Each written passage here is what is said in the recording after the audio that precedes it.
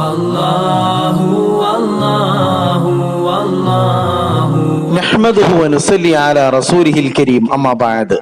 അങ്ങനെ ഒരു ഇമാമും ഇന്ത്യൻ പാർലമെന്റിലേക്ക് തിരഞ്ഞെടുക്കപ്പെട്ടു. മൗലാന മുഹിബുല്ലാ നദ്വി. ഡൽഹി പാർലമെന്റ് സ്ട്രീറ്റ് മസ്ജിദ് ഇമാമാണ് അദ്ദേഹം. രാംപൂർ സ്വദേശിയാണ്. രാംപൂരിലെ മുസ്ലിം സമുദായങ്ങളിൽ അദ്ദേഹത്തിന് നല്ല സ്വാധീനമുണ്ട്. ഏകദേശം 15 വർഷത്തോളമായി അദ്ദേഹം ഈ പള്ളിയിൽ സേവനമനുഷ്ഠിക്കുന്നു. ആസം ഖാന്റെ SP സീറ്റിലാണ് മൗലാന പാർലമെന്റിലേക്ക് വിജയിച്ചത്. ഇന്ത്യയിൽ നിന്ന് മുസ്ലിമീങ്ങളെ തുരത്തി ഓടിക്കാൻ, ഇല്ലായ്മ ചെയ്യാൻ വേണ്ടി പരിശ്രമിച്ച സംഘപരിവാറിന്റെ കുതന്ത്രങ്ങളെ റബ്ബ് സുബ്ഹാനഹു വ തആല പരാജയപ്പെടുത്തിയിരിക്കുന്നു. മുസ്ലിം ഇമാമിങ്ങൾ വരെ പാർലമെന്റിൽ ശബ്ദിക്കാൻ ഇനി അവസരം ലഭിക്കും ഇൻഷാ അല്ലാഹ്. അല്ലാഹു അക്ബർ വലില്ലാഹിൽ ഹംദ്.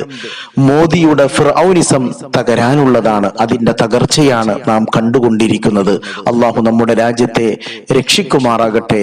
റബ്ബനാ തഖബ്ബൽ മിന്നാ ഇന്നക അൻതസ് സമീഉൽ അലീം വതുബ് അലൈനാ ഇന്നക അൻതത് തവ്വാബുർ റഹീം.